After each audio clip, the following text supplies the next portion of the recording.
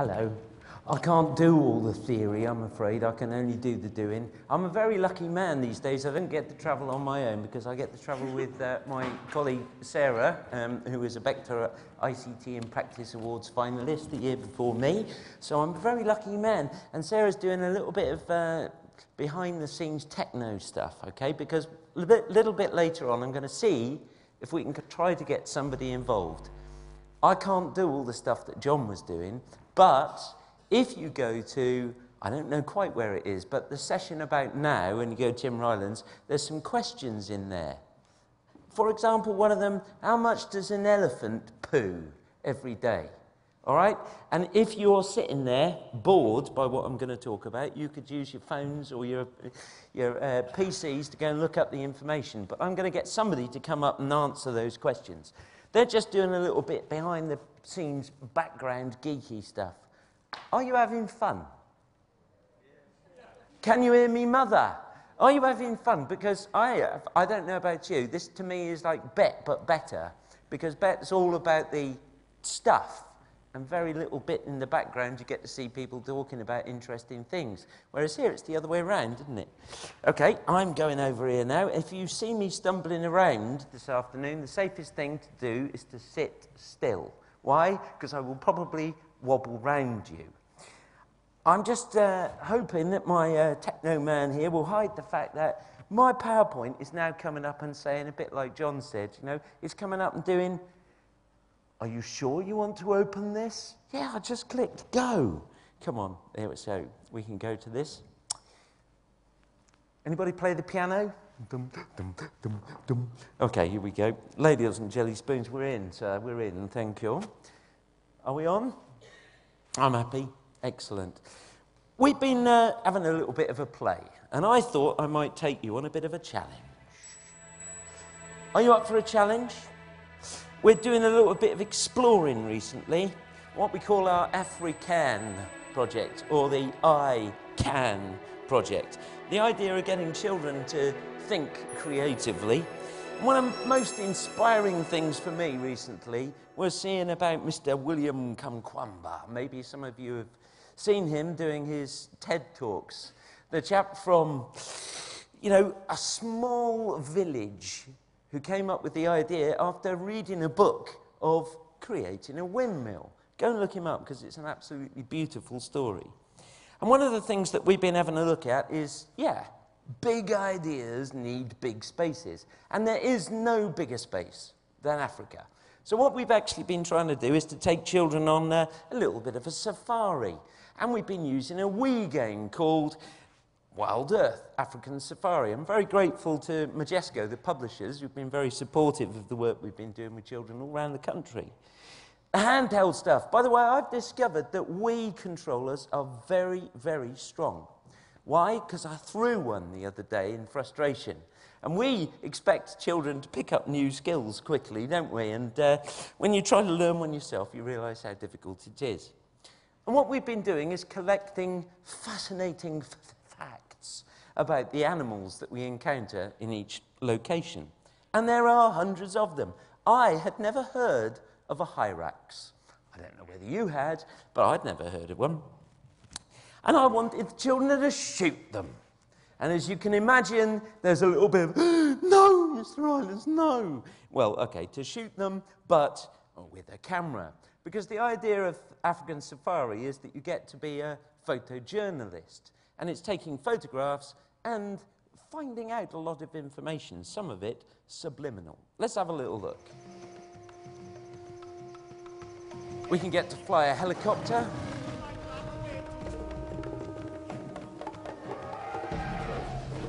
The closer we get to some animals, the more influence we have on them. So we have to really be careful that we don't encroach too much on their natural habitat.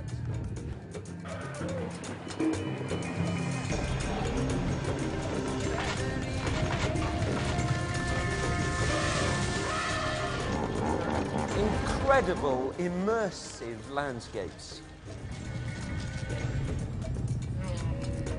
Beautiful. Okay, so children, as I say, become incredibly immersed in the experience, but it's got to be more than that, hasn't it? Games, fantastic. We get the wow factor. But if that's all it is, then it's pretty shallow, isn't it? I find that games, are getting a much more positive press these days. There are inevitable, perhaps, drawbacks. I think if you were going to use Grand Theft Auto in a reception class, you wouldn't have a leg to stand on, even if you were using the beautiful scenery that is there. But there are many, many positive elements. I loved the fact that early on yesterday they were doing the Y factor, because to me, I think that's important. It's got to be, with children, the why factor, knowing why they're doing it, but also working out, not just learning a fact, but why is it, why does, and so much more. It's got to be that these things have an impact on standards.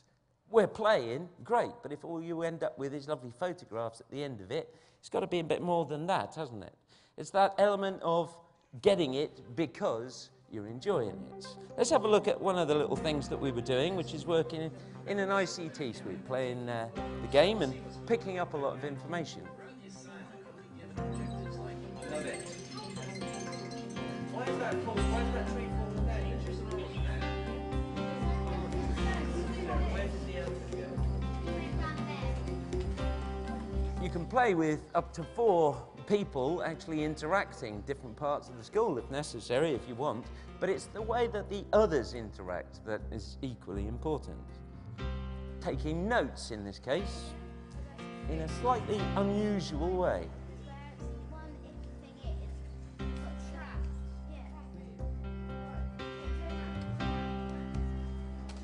I'm a big fan of the analog and digital mix. I love the fact that this girl picks up a pencil and draws it and writes it, and is choosing when to be digital and when to scribble it.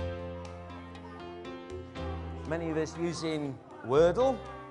I'm going to show you later on, we were note-taking into Wordle. There's a fascinating side effect.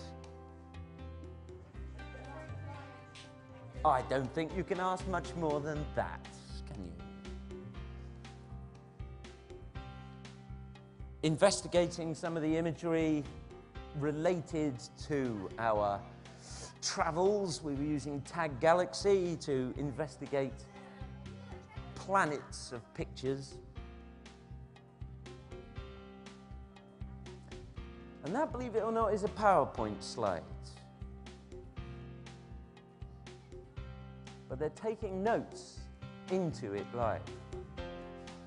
But you can do it inside, but I think it's the get out and do it. So here we are, we're out in the field, literally. I'm going to show you what this lot are doing in a moment, but broadcasting to their colleagues in the classroom. And we're on a hunt for an animal that I'm going to introduce you to in a moment. Look, it's its tail. That's the tail of it.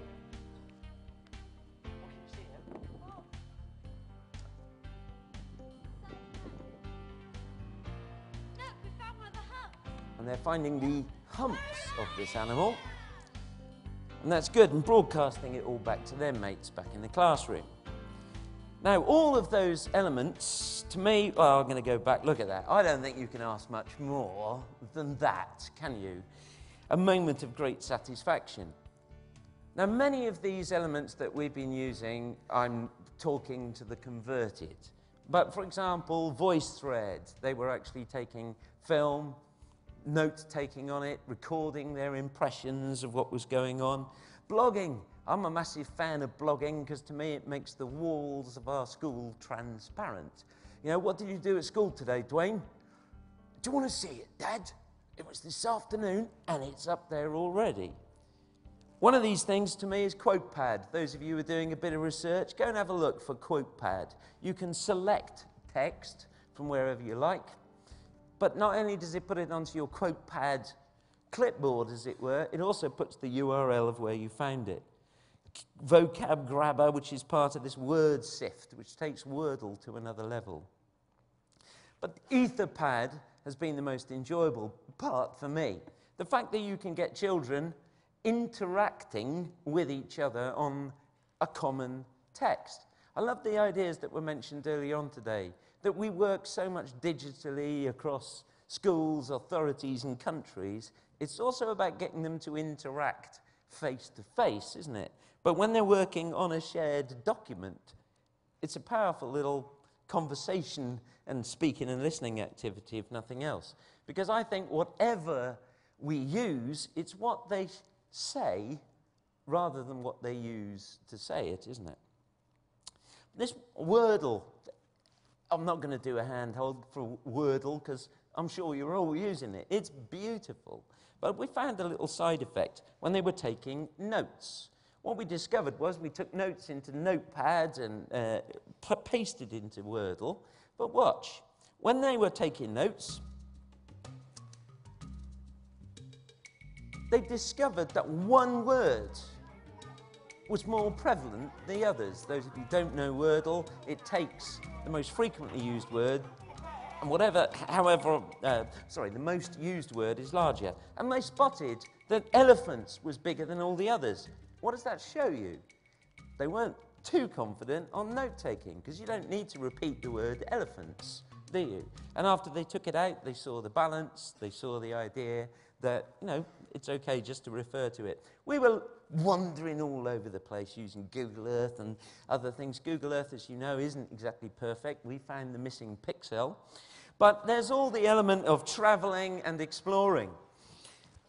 One of my favourite websites, many people know this, is panoramas.dk. It's a Danish website. It's in English, so don't hold that against it. But we also discovered this, fightingmalaria.info.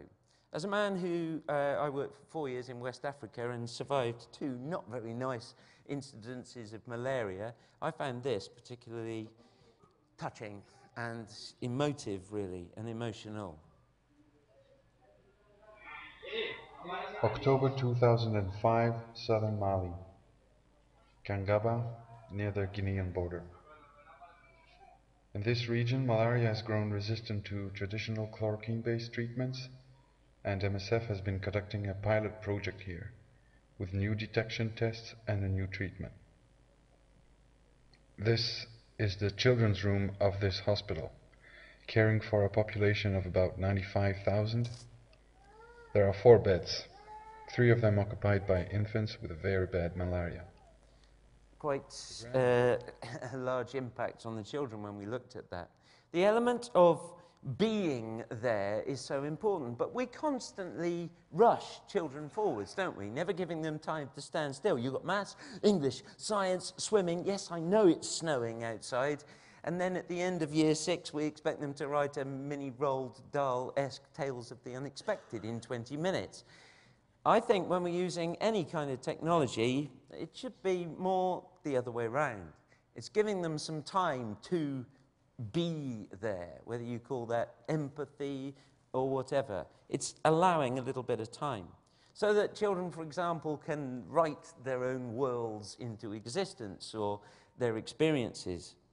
If you go to rylands.com/blog, you'll see that even though it's called ICT to Inspire, most of the time, children have got a scribbly sticks in their hands because it's all those elements. Now, if I didn't stand up here and mention this, there would have been some people who said it's like a bit like, you know, the Stones not playing Satisfaction. But Mist is a powerful tool if you use it carefully.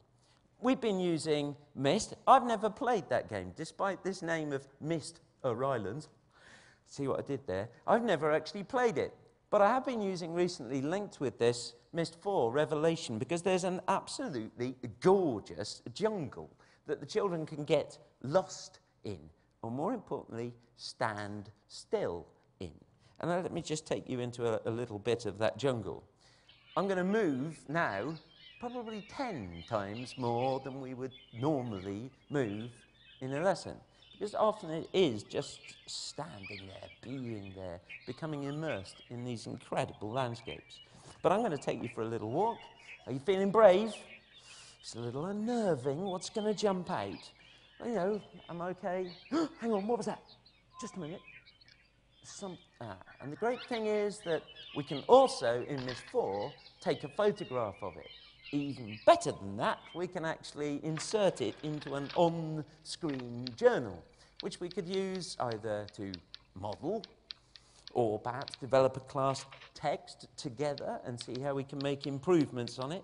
Stepping cautiously forward, I found myself, I keep finding myself these days. Sorry, I found myself standing in what appeared to be actually interacting in a quality way, I believe. I think children are immersed, swamped in a visually rich world, aren't they? If it's television, image within image, special effects, sound effects. But I think it's our job to give them some understanding of what it is they're being fed, so that potentially they can better digest it, but also maybe to have a go at emulating it. And one of the best ways is by picking apart what we're looking at. And sometimes we turn the lights on and the sound up and analyze how the game makers have created the atmosphere in those places. But in many other ways, children need to know that what they're doing is going to have a purpose, but is more importantly, is valued. If they're going to big write, for example, beautiful. But if you've got candles and joysticks, if they're not going to write, if they're not going to have something they want to write about, we need to give them a valued purpose, don't we? And one of the best ways we've been finding recently is, this is PowerPoint, by the way, and I'm just going to type into there, stepping nervously. And the great thing is you can also write in Polish. Look, I'm particularly fluent in, fluent? Yeah, fluent. New word. I know it's a new word, I made it up myself. But look, you can actually interact with, in this case, film. Or, let's say we wanted to do a little bit of note-taking. We can do just that. And again, this is PowerPoint. This is something that many of you know, but it's a beautiful little thing that all you need to do, scribbling, ready? You just need to go to View, Toolbars, Control Toolbox, and the little toolbox comes in. Many of you, you geeks amongst us know it. You draw yourself a text box. You right-click, scream after you click Properties, because the Techno Geek box arrives. Just change Enter key to true, multi-line to true. Why Microsoft didn't originally do that, I do not know. Mind you, they invented Microsoft Time, which is equally confusing. But it's a powerful little tool because it means that children can interact again with text. So they were actually note-taking into their own designs. It gives it a value. There's an awful lot of text that arrives in the wild earth, and we were using that to gain information, but more importantly, form deductions, as it were, from just the information. Now, I'm not advocating any of this as an alternative to going on a school trip. It is a lot safer and a lot less insurance, but there is no alternative to getting out in the real world. Again, the mix between the analog and the digital. And I think sometimes the idea of applying what we learn in the digital sense out there and the other way around.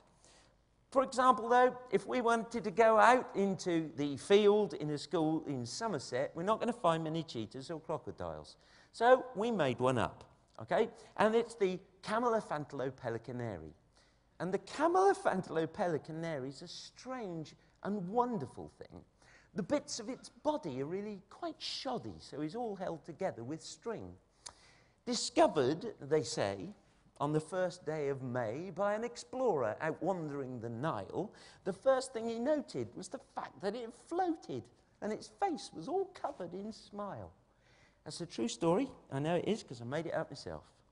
But that element of going out and finding out little bits. So they went out researching. We were doing some real stuff as well, but this is the fun bit. Look, he's found the tail of it. And they were filming it, flip cams in this case. But even better, we were actually broadcasting it back to the classroom. And there are many different ways you can do this. This is quick. We're here in the world trying to find a Camelophantolopelicanary. I hope your research back in the classroom is going well. We'll tell you what's going on here as well. I hope your research in class is going well. I like that. This is one of my favourite finds of the whole trip. I found the I found its poo. Gorgeous, isn't it? Real Camelophantolopelicanary poo. And obviously it gave us a bit of a laugh, but not only that, we started to piece together fact files about our Camelophantolopelicanari's. I like them.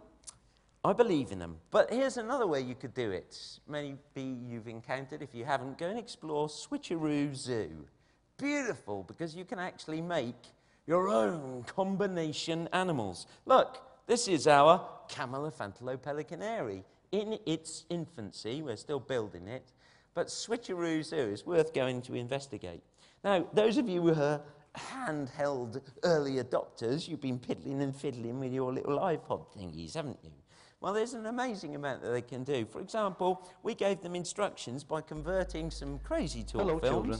My name is Stan. So that when they're out I'm a and good about, boy, really, but I'm a little bit difficult to they're keep getting in control. real-life So instructions you might have to be a bit bossy. from, in this case, Friendly, Stan. but bossy. Like it. But the other element to me is that, well, we were building a game as this process. They were making an interactive PowerPoint discovering the elements of the animals. And we needed some hand-on experience. And at this point, I'm going to ask Sarah to come forward, because many of you know that now Myst is available for the iPhone. And I've never played Myst. Now, some of you who know any of this story might find this slightly strange, but I've never played Myst.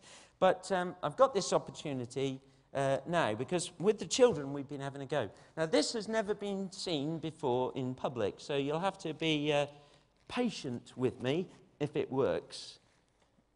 Okay, because we're going to have a go and see if we can actually get this working. Are you all right with me? Okay, on this one? And I just need to alignment, or malignment, as I like to call it. And that's it. Are you ready? So let's go into Myst in this particular case. And it takes a little while to get going. Are you going to come with me on this? We can make some decisions together. Let's see. Let's turn right in this case. Well, actually, no, that's a forest, isn't it? So let's go across here. Let's head down this way. And for me, it's beautiful, actually, for the first time to explore this name that inexplicably my name is inextricably linked with. But, oh, there's a little document that we could explore there. Now, let's just leave it for the moment.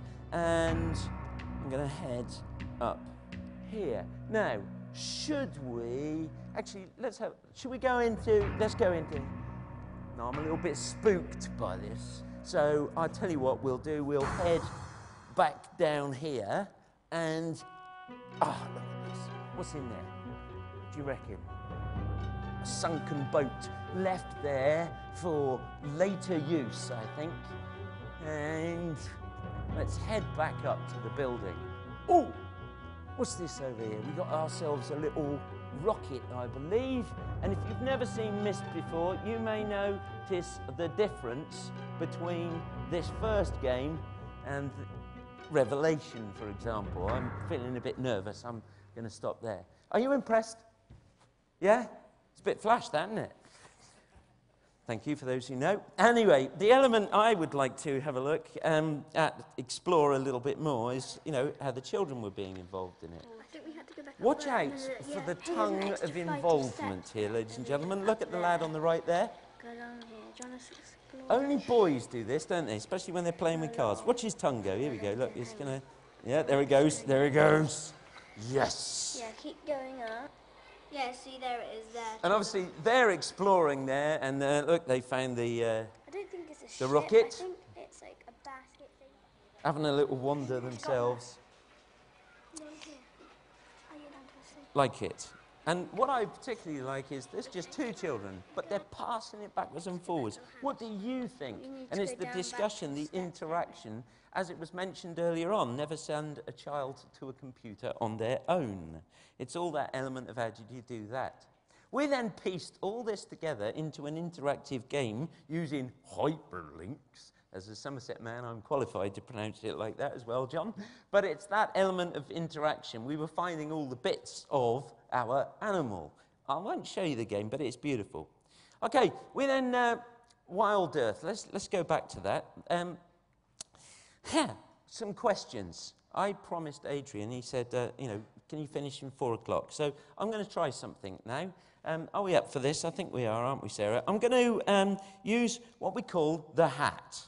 Now, the hat is fantastic. It's a handy way of shirking responsibility for who goes first in your class.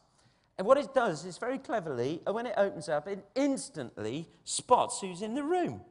Isn't that amazing? And it spells all your name, and it instantly knows where you're from. And you're all in here, okay? And what I'm going to do is get the hat, to get somebody to come up and see if they can answer a few questions for us. Are you up for this? Yeah? Okay, ladies and gentlemen, because there are other things going on, I'm going to click stop, and it's the first name down from the top. And if you can get this, you win. Well, you'll be interested to know what you win, but let's see what you get. Are you ready? Tim, are you here? See if you spot your name. Michelle? Nisha? Lynn? Is it my perfume or what? Anybody down there? Come on. Yep. Yes! Ladles and jelly spoons. A big ripple for yep, ladies and gentlemen. Yep, sir. And your name is? Graham. Okay, Graham. Are you up for up for this, Graham? Okay. What I'm going to do is I'm going to get you to answer a few questions. Now, this is on the page in the for this event. Let's see how much Graham knows or doesn't know about wildlife. How many muscles are there in an elephant's trunk? How many muscles are there in an elephant's trunk? Would you say 10,000, 100, or 100,000? What do you think, ladies and gentlemen? Should we do higher or lower? Okay. 10,000. Believe it or not, there is a remarkable, let me go back to that, there you go. Thank you for your empathy in this case. 100,000. 100,000 muscles in an elephant's trunk, ladies and gentlemen. He's doing all right. Okay, let's see. Next question. Elephants use infrasound to communicate. Is this higher or lower than humans can hear? You've got a 50% chance here. Elephants use infrasound. Higher or lower? Lower, he says. And is he right? Lower. Lower. Spot on. He deserves a ripple, thank you. Excellent. Doing anything in public takes courage. Here we go. How much does a baby elephant weigh at birth? How much does a baby elephant weigh at birth? Are you talking more or less than, let's say, 100 kilograms? More? I think we'll have to check this one out because I'm going to move this forward because I fancy my coffee as well, ladies and gentlemen. 120 kilos. 120 kilos. That's pretty big, isn't it? Okay, but one last question. Are you ready for this one? How much do you think elephants poo per day? How much do you think elephants poo per day? Sorry? 120 kilos. What do you think, sir? Higher or lower? Higher. Higher. Well, he's amazing, ladies and gentlemen, because... 150 kilograms. Smelly. A ripple, I believe, ladies and gentlemen. Come and see me later on, and we've got a little something special for you there, sir. Thank you, well done. Remarkable. He did well, but it's not just picking up information, is it? It's just those elements that are so important. Just give me a smidge. I'm nearly finished. Are you? Oh, right, I was told. You told me I had 20. I had this half an hour, and you gave me 20 minutes. Thank you. Okay, it's that thinking outside the box and being adaptable. This is my lunchbox, ladies and gentlemen. I was given a half an hour slot. I'm doing it in 20 minutes. I'll finish it. Here we go. Very often nowadays, it's the whole element we've got. I don't know what to do, sir. Press this one. Has changed, hasn't it? I don't know what to do, sir. Press this one. And if we can keep up with the technologies that our children use, take our time, don't rush through it, we'll be doing well. And ladies and gentlemen, just this 30 seconds, are you up for this challenge? How close can you get on Earth, except perhaps the queue for the coffee? Ladies and gentlemen, it's been a pleasure being here in your wonderful theatre tonight. Thank you. Fantastic. Well done. Thank you. Do you want to take a question? Is there this one?